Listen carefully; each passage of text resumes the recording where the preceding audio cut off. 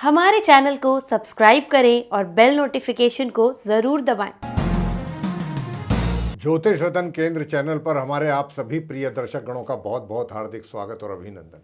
प्रिय साथियों, मैं हूं आचार्य पंडित सर्वदानंद शर्मा। मेरी ओर से भी आप सभी को एक बार फिर प्यार भरा नमस्कार।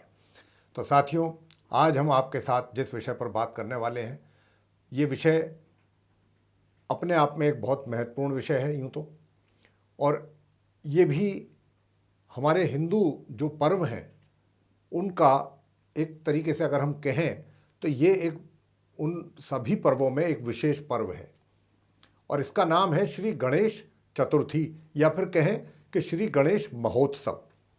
जी हाँ, तो अब आज हम आपको ये बताएंगे कि जो गणेश चतुर्थी है यानी कि गणेश महोत्सव जो है, गणेश जी का जो उत्सव मनाया जाता है, इस वर्ष कौन सी तारीख को और कब मनाया जाएगा और कब से कब तक मनाया जाएगा। यानी कि चतुर्थी, गणेश जी की चतुर्थी जो होती है उस दिन से आरंभ होता है ये उत्सव और चतुर्दशी तक चलता है, 11 दिन का होता है ये। और कैसे इसको मनाया जाता है, कैसे मनाया जाना चाहिए, लेकर के गणेश जी की जो मूर्ति होती है उसकी जो हम लोग स्थापना करते हैं घर में, चाहे घर में करें, अपने कार्यालय में करें, फैक्ट्री में करें, कहीं पर भी करें, और उसके बाद विसर्जन तक किस प्रकार से उनकी पूजा अर्चना की जाती है, वो सारी बातों की चर्चा आपके साथ करेंगे हम। इन सब चीज़ों पर, सारे पहलुओं पर चर्चा होगी आपके साथ।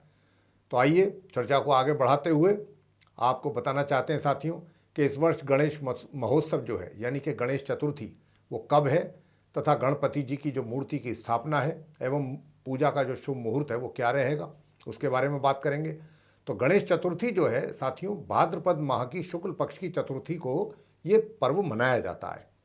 मान्यता ये भी है कि गणेश जी का जन्म जो था वो भाद्रपद माह के यानी भादों के महीने के शुक्ल पक्ष की चतुर्थी को मध्याह्न काल में यानी कि दोपहर के समय, दिन सोमवार को, उस समय स्वाति नक्षत्र था और सिंह लगन में इनका जन्म हुआ था।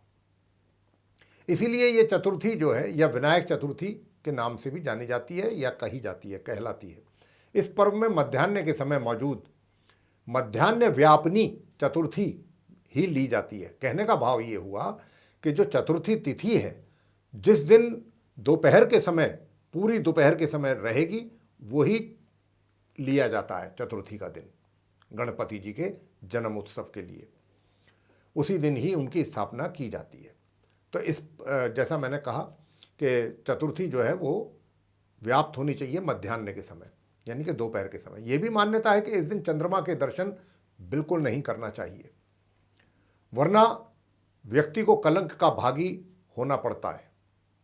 अगर भूल से चंद्रमा के दर्शन हो जाते हैं जाने अनजाने, तो इस दोष के निवारण के लिए भी हमारे शास्त्रों में कुछ उपाय दिए गए हैं। और इस जो हम मंत्र आपको बताने जा रहे हैं, अगर आप इस मंत्र का 108 बार जप करेंगे या फिर श्री मद् भागवत के 10वें स्कंद के 57वें अध्याय का पाठ करेंगे, तो भी आपको जो चंद्र दर्शन का दोष लगा है वो समाप्त हो जाएगा। चंद्र दर्शन दोष निवारण के लिए जो मंत्र है, जिसका आपने 108 बार यानी कि 1 माला करें, 3 माला कर सकते हैं, 5 माला, 8 माला, 11 माला, अपनी श्रद्धा अनुसार, तो आपका जो चंद्र दोष है जो आपको लगा है चंद्रमा देखने के कारण, वो आपका उसका निवारण हो जाएगा, वो दूर हो जाएगा। मंत्र इस प्रकार है: सिंह है प्रसेन मवधित सिंहो जाम्बवता हतः सुकुमारक माँ रोधिस्तव हिमेश स्यमंतक है। ये हुआ मंत्र। इसका आप करें 1 माला या 3 माला, जैसा हमने कहा है वो आप करें।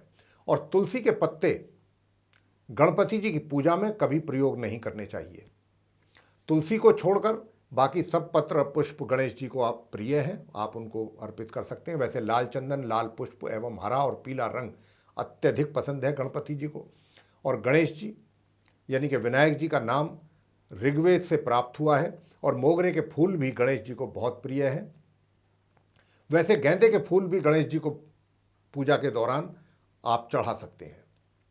इसी के साथ दुर्वा घास भी गणेश जी को अत्यंत प्रिय है, तो दुर्वा घास भी आप उनको चढ़ा सकते हैं। गणपति जी की एक तरीके से मगही के जो पान होते हैं, पूजा के समय उनको भी उनको अर्पित करना चाहिए, चढ़ाना चाहिए।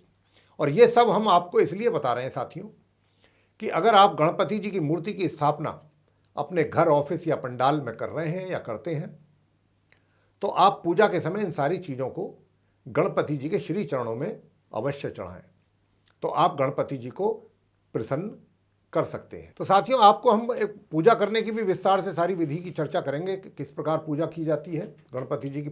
जब मूर्ति की स्थापना की जाती है उस समय पूजा में प्रयोग होने वाली चीज़ें क्या क्या होनी चाहिए ये भी बताएंगे। और भगवान गणपति जी की पूजा उनके मंत्रों के उच्चारण के साथ ही करनी चाहिए, यूँ तो वो ज़्यादा उचित रहता है। और ऐसा भी माना जाता है कि भगवान श्री कृष्ण जो हैं उन पर ये जो स्यमंतक मणि होती है उसके चोरी करने का झूठा कलंक लग गया था। क्यों लगा था? उन्होंने चंद्रमा के दर्शन किए थे और उसके लिए उनको अपमानित भी होना पड़ा था। नारद जी ने उनकी जब ये दुर्दशा देखी तो देखकर उनको बताया कि उन्होंने भाद्रपद माह की शुक्ल पक्ष की चतुर्थी को गलती से चंद्रमा के दर्शन किए हैं, इसीलिए वे अपमानित हुए हैं और उनके ऊपर ये झूठा कलंक लगा है। नारद जी ने उन्हें यह भी बताया कि इस दिन चंद्रमा जो है उनको गणेश जी ने श्राप दिया था और इसलिए जो इस दिन चंद्रमा के दर्शन कर लेता है उस पर झूठा कलंक लग जाता है और वह व्यक्ति अपमानित भी होता है। नारद जी की सलाह पर भगवान श्री कृष्ण जी के ने गणपति जी की जो चतुर्थी है जिसकी हम चर्चा कर रहे हैं इस प्रोग्राम में, उनके जन्मदिन की, उसका व्रत किया फिर भगवान श्री कृष्ण जी ने, और फिर वे उससे दोष मुक्त हुए। इसलिए इस दिन पूजा व व्रत करने से व्यक्ति को, अगर हम कहें कि भाई झूठे आरोप जो उसके ऊपर लग सकते हैं वो भी नहीं लगते हैं और वह व्यक्ति अपमानित भी नहीं होता है समाज में, उससे उसको मुक्ति मिल जाती है। मंत्र क्या है?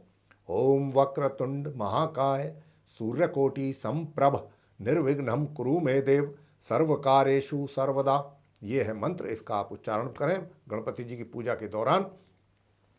पूजा विधि ये है कि पहले सबसे पहले संकल्प लिया जाता है और संकल्प लेने के समय पर सर्वकर्म सिद्धाय सिद्धि विनायक पूजान महम करिष्ये, इस मंत्र का उच्चारण करते हुए पूजा का मतलब संकल्प का आरंभ करें लेने का।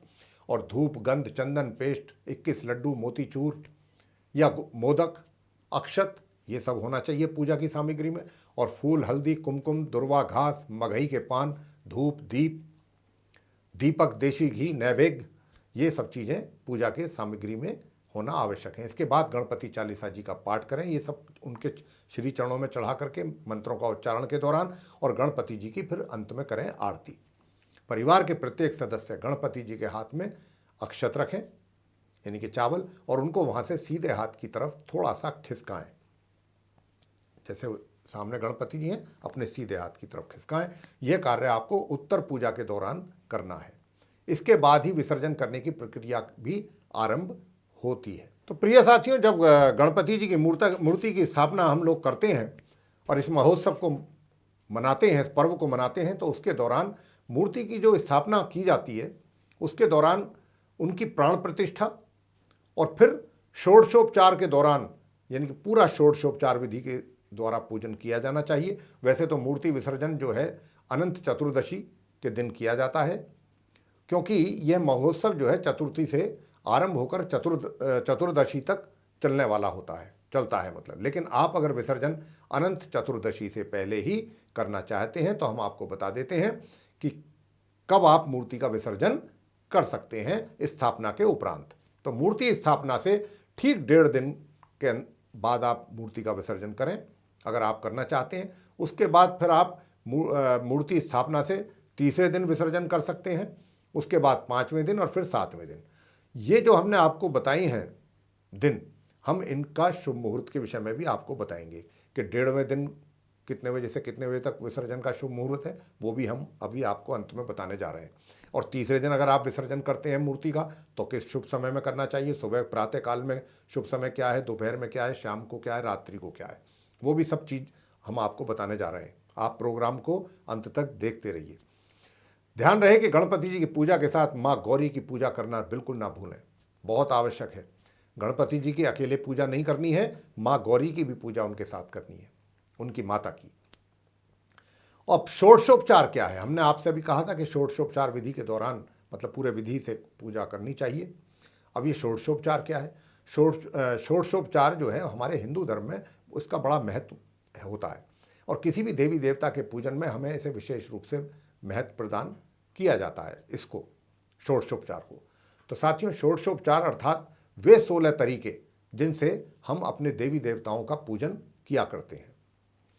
षोडशोपचार पूजन में निम्न 16 तरीके से विधि पूर्वक पूजन किया जाता है। कैसे किया जाता है?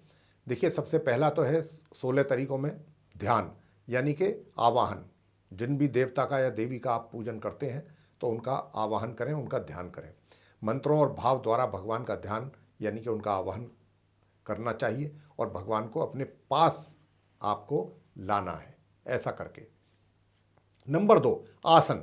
भगवान की प्रार्थना करें कि वे आसन पर विराजमान हो जब आपने उनको बुला लिया। और नंबर 3, पाद्यम। पाद्यम यानी कि दोनों ही समान सूचक हैं, ये अर्ध कहें और पाद्यम कहें। भगवान को स्नान कराना चाहिए जब आपने उनको बुलाया, दूसरी बार उनको, फिर उसके बाद नंबर 2 उनको स्थापित किया, उसके बाद फिर उनको आप स्नान कराएं। नंबर 4, आचमन। मन, कर्म और वचन से शुद्धि। जी हाँ, आचमन का अर्थ है कि अंजलि में जल लेकर के पीना, और ये शुद्धि के लिए किया जाना चाहिए। जरूर मतलब इसको किया जाना चाहिए, ये बहुत आवश्यक प्रक्रिया है। आचमन 3 बार किया जाना चाहिए। नंबर 6, अब उनका स्नान। स्नान किस चीज से कराना चाहिए? पंचामृत से।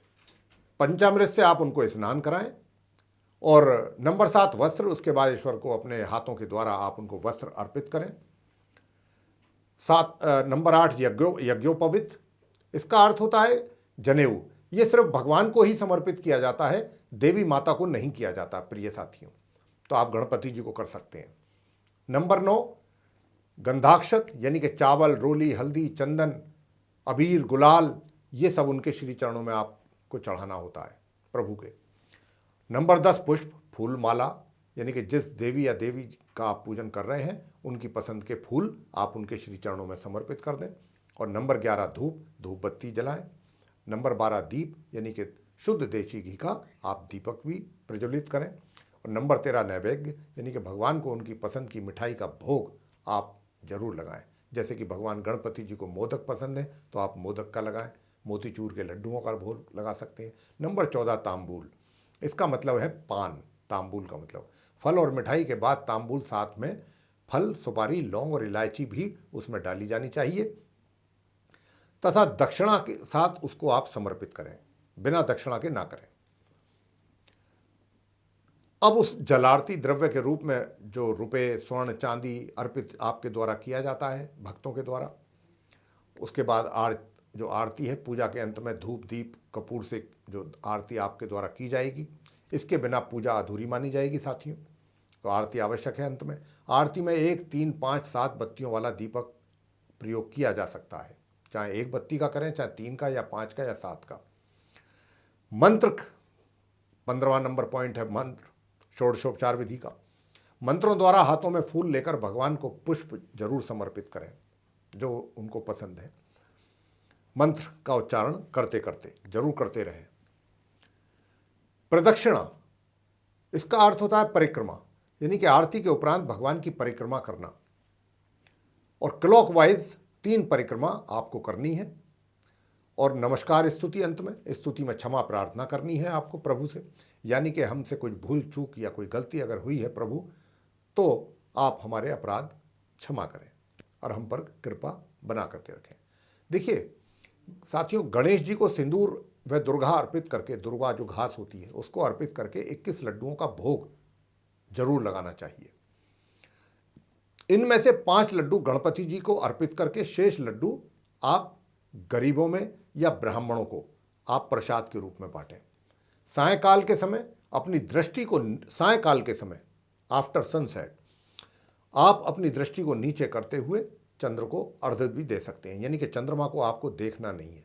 तो प्रिय साथियों, अभी जो हमने पूरी चर्चा आपके साथ की है ये गणपति जी के जन्मोत्सव के उपलक्ष्य में किस किस प्रकार उनकी पूजा की विधि होनी चाहिए, मूर्ति स्थापना किस प्रकार करनी चाहिए, और ये भी आपको बताया संक्षेप में कि मूर्ति स्थापना करने के उपरांत वैसे तो उनका विसर्जन जो होता है वो अनंत चतुर्दशी के दिन होता है, लेकिन उससे पहले भी अगर आप करना चाहते हैं तो उसके विषय में भी हमने आपको जानकारी दी है कि कब कब आप मूर्ति का विसर्जन कर सकते हैं। तो अब हम उनके सभी मुहूर्तों के विषय में आपको बताने जा रहे हैं और ये भी बताने जा रहे हैं कि गणपति जी का जो पूजन है या गणपति जी की जो मूर्ति की स्थापना है वो इस वर्ष कब होगी, किस महीने में होगी। तो देखिए, गणेश चतुर्थी जो है यानी कि गणेश महोत्सव वो 19 सितंबर सन 2023 दिन मंगलवार को होगा।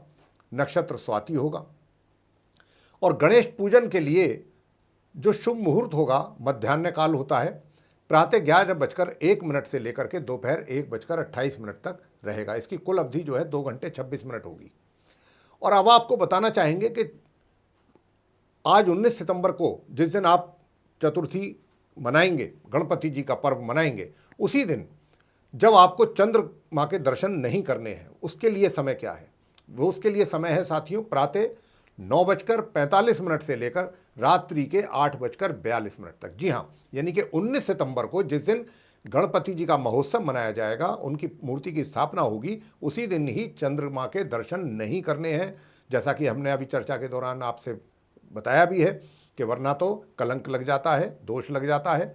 और ये जो दर्शन नहीं करने, एक बार दोबारा रिपीट कर रहे हैं हम, प्रातः 9:45 से लेकर रात्रि के 8:42 तक 19 सितंबर को चंद्रमा के दर्शन आपको नहीं करने हैं। अब क्योंकि इस बार साथियों गणेश चतुर्थी जो है, या इसको विनायक चतुर्थी भी कहा जाता है, ये मंगलवार के दिन पड़ रही है, जबकि उनका जन्म तो सोमवार को हुआ था, लेकिन ये पड़ रही है मंगलवार के दिन। तो ये जब मंगलवार के दिन पड़ती है तो ये महाचतुर्थी कहलाती है। जी हाँ, अगर गणेश चतुर्थी मंगलवार या रविवार को पड़ जाए तो इसको महाचतुर्थी बोला जाता है। तो हमारी धार्मिक मान्यताएं ही कुछ इस प्रकार कहती हैं, जो हमने अभी आपको बताया है। और अब आपको बताएंगे कि अनंत चतुर्दशी कब है। अनंत चतुर्दशी है साथियों दिनांक 28 सितंबर सन 2023 को। तो आइए, अब आपको हमने ये तो बता दिया मूर्ति स्थापना का शुभ मुहूर्त का जो समय है, उसके विषय में बता दिया 19 सितंबर को दिन मंगलवार को क्या रहेगा। अब हम आपको बताना चाहेंगे कि आपने मूर्ति स्थापना तो कर ली, अब आप उसका विसर्जन करना चाहते हैं। तो जो हमारे भक्तगण विसर्जन करना चाहते हैं गणपति जी की मूर्ति का, 1.5 दिन में करना है, उसके बाद 3 दिन में करना है, या 5 दिन में, या 7 दिन में, या 11 दिन में, अब हम उनके शुभ मुहूर्त और उनके समय आपको बताने जा रहे हैं। तो साथियों, सबसे पहले 1.5 दिन, जिस दिन आपने मूर्ति का स्थापना किया 19 सितंबर को, उससे 1.5 दिन के बाद आप गणपति जी की मूर्ति का विसर्जन कर सकते हैं, यानी कि 20 सितंबर सन 2023 दिन बुधवार होगा। उस दिन प्रातः काल का जो शुभ मुहूर्त है विसर्जन का गणपति जी की मूर्ति का, वह प्रातः 10:42 से लेकर के 10:42 से लेकर के और दोपहर 12:14 तक रहने वाला है। इसके बाद फिर दोपहर का जो शुभ मुहूर्त होगा विसर्जन के लिए, वो रहेगा दोपहर के 2:45 से लेकर शाम के 5:48 तक। इसके बाद जो शाम का मुहूर्त होगा विसर्जन का गणपति जी की मूर्ति का 20 सितंबर को, वो शाम 7:16 से लेकर रात्रि के 11:42 तक रहेगा। तो आप ये 3 अलग अलग मुहूर्त के समय हैं। 20 सितंबर को जिस दिन 1.5 दिन हो जाएगा स्थापित हुए गणपति जी को, उस दिन विसर्जन अगर करना चाहते हैं तो इन शुभ मुहूर्त में आप कर सकते हैं। इसके बाद आपको विसर्जन करना है, 1.5 दिन में नहीं करना चाहते हैं तो आप तीसरे दिन कर सकते हैं। तीसरे दिन गणपति जी के विसर्जन यानी कि 21 सितंबर को। तो 21 सितंबर को दिन गुरुवार यानी बृहस्पतिवार होगा और उस दिन प्रातः काल का शुभ मुहूर्त होगा विसर्जन के लिए प्रातः 5:37 से लेकर प्रातः 7:08 तक। इसके बाद फिर प्रातः 10:11 से लेकर दोपहर के 2:44 तक रहेगा मुहूर्त का समय। और शाम को जो मुहूर्त का समय होगा वो शाम 4:15 से लेकर 8:44 तक रहेगा। और रात्रि का जो शुभ मुहूर्त का समय रहेगा विसर्जन के लिए 21 सितंबर को, वो रात्रि के 11:42 से लेकर रात्रि के 1:11 तक रहेगा। अब हम आपको बताएंगे 5वें दिन गणपति जी का विसर्जन के शुभ मुहूर्तों के समय के विषय में। यानी कि 5वें दिन जो तारीख होगी वो दिनांक जो होगी 23 सितंबर होगी सन 2023 दिन, उस दिन शनिवार का होगा। और उस दिन जो है प्रातः काल का जो शुभ मुहूर्त का समय है विसर्जन के लिए वो रहेगा प्रातः 4:09 से लेकर प्रातः 5:38 तक। उसके बाद प्रातः 7:08 से लेकर प्रातः 8:39 तक। और दोपहर का शुभ मुहूर्त का समय रहेगा 23 सितंबर को प्रातः 11:41 से लेकर शाम के 4:14 तक। सायंकाल का जो शुभ मुहूर्त का समय है विसर्जन के लिए वो शाम 5:45 से लेके, यानी कि शाम के 5:45 से लेके 5:45 से लेके शाम 7:14 तक रहेगा। और रात्रि का जो शुभ मुहूर्त का समय है गणपति जी की मूर्ति की विसर्जन का जो शुभ मुहूर्त है वो निकल रहा है रात्रि के 8:43 से लेकर रात्रि के 1:10 तक।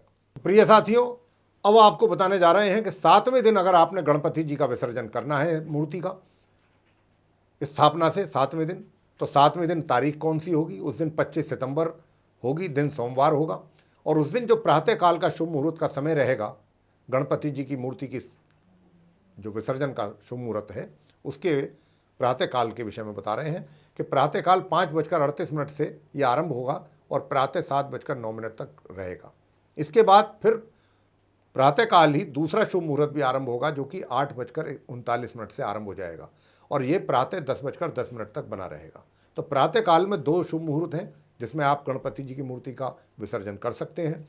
और दोपहर का जो शुभ मुहूर्त है विसर्जन के लिए वो है दोपहर 1:11 से लेकर शाम के 5:43 तक। और शाम को है ये 5:43 से लेकर के शाम के 7:12 तक। और रात्रि में शुभ मुहूर्त का समय है 25 सितंबर को रात्रि के 10:11 से लेकर रात्रि के 11:41 तक। तो साथियों, अब अंत में वैसे तो गणपति जी की मूर्ति का जो विसर्जन है वो तो अनंत चतुर्दशी के ही दिन किया जाना चाहिए, लेकिन हमने कुछ, अगर आपकी कोई मजबूरी है या कोई और समस्या है और आप जल्दी करना चाहते हैं तो उसके लिए हम आपको शुभ मुहूर्तों के विषय में जानकारी दे चुके हैं। अब हम आपको बताने जा रहे हैं कि अनंत चतुर्दशी जो कि 28 सितंबर 2023 को होगी, उस दिन गणपति जी की मूर्ति के विसर्जन का शुभ मुहूर्त क्या रहने वाला है 11वें दिन। तो प्रातःकाल में 6:12 से लेकर के ये आरंभ हो जाएगा और 7:20 तक रहेगा प्रातःकाल। दोपहर का मुहूर्त रहेगा उस दिन प्रातः 10:42 से आरंभ हो जाएगा और ये शाम के 3:11 तक बना रहेगा। और शाम का जो मुहूर्त का समय होगा वो शाम को 4:41 से आरंभ होकर के शाम के 6:11 तक रहेगा। और रात्रि के मुहूर्त का जो समय होगा वो शाम के 6:11 से आरंभ होकर के रात्रि के 9:11 तक बना रहेगा। और उषा काल का जो मुहूर्त होगा वो रात्रि के 12:12 से आरंभ हो जाएगा और रात्रि को 1:42 तक बना रहेगा। तो मेरे प्रिय साथियों, ये थे वो शुभ मुहूर्तों के समय अलग अलग भिन्न भिन्न दिनों के और उनकी डेट्स के अनुसार जिसमें आप कर सकते हैं। आपकी आसानी के लिए हमने ये सब दिया है, जो विवरण पूरा दिया है शुभ मुहूर्त के समय का, ताकि आपको आसानी रहे और आपको परेशान ना होना पड़े, कहीं इधर उधर जाना ना पड़े। तो मेरे प्रिय साथियों, ये जो आज की चर्चा थी ये हमारे गणपति जी के जो जन्मदिन पर जो उनका हम महोत्सव के रूप में पर्व मनाते हैं गणपति जी का, चतुर्थी के से लेकर के और अनंत चतुर्दशी तक। तो आप यदि चलते चलते आपको इतना भी बताना चाहेंगे कि यदि आपको घर परिवार की कोई समस्या है, पति पत्नी में नहीं बनती है, या संतान को लेकर के कुछ समस्याएं हैं, या धन के आगमन में रुकावट है, तो आप चतुर्थी के दिन गणपति जी की जैसे हमने पूजा विधि बताई है उसी के अनुसार आप गणपति जी की मूर्ति की स्थापना करें, चाहे छोटी सी ही मूर्ति की स्थापना कर लें और इसी के विधि विधा के अनुसार करें जो हमने आपको अभी बताया इस कार्यक्रम में। तो धार्मिक मान्यता ये कहती है कि अगर भक्त श्रद्धापूर्वक गणपति जी की इस प्रकार से स्थापना करके और विसर्जन तक पूरा विधि विधान के साथ उनका पूजन करते हैं तो उनकी मनोकामनाएं गणपति जी पूर्ण करते हैं। तो इसी के साथ अब आपसे हम अपने प्रोग्राम को समाप्त करके आपसे इजाज़त लेना चाहेंगे और अपनी वाणी को भी विराम देना चाहेंगे और आपसे इतना कहना चाहेंगे कि अगर आपको ये चर्चा, ये प्रोग्राम गणपति जी के महोत्सव को लेकर के जो हमने की है आपके साथ पसंद आया है तो आप इसको लाइक ज़रूर कर दें, चैनल को भी सब्सक्राइब करना ना भूलें, अधिक से अधिक मात्रा में इस वीडियो को शेयर करें ताकि सभी तक ये जानकारी पहुंच सके और सभी इसका लाभ ले सकें। और यदि आप ये चाहते हैं कि आने वाले दिनों में जो भी हमारे वीडियोस एस्ट्रोलॉजी के टॉपिक पर बनेंगे उन सभी की नोटिफिकेशंस और वे वीडियो सीधे आप तक पहुंचें तो उसके लिए आप बेल आइकन जरूर दबाएं। इसी के साथ आप सभी का सहृदय बहुत बहुत धन्यवाद। जय माता दी।